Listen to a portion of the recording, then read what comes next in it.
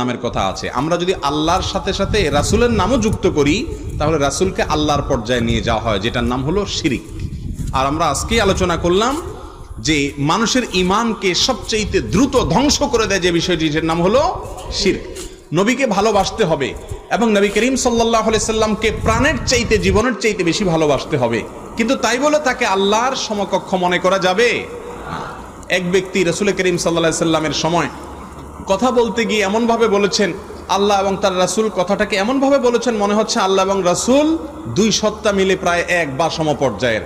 তখন নবীজি বলেছেন, বিসাল খাতিবু আন্ত, তুমি অত্যন্ত নিকৃষ্ট আলোচক, লেকচারার, ওয়াইজ, কারণ তুমি রাসূলকে আল্লাহর পর্যায়ে নিয়ে গেছো। আমাদের অনেক ভাইয়েরা বলে আল্লাহ রাসূলের নামে, আল্লাহর নামে হয়, রাসূলের নামে হয় না। এভাবে বলতে পারেন আল্লাহর নামে, রাসূলের পদ্ধতিতে, রাসূলের বাতানো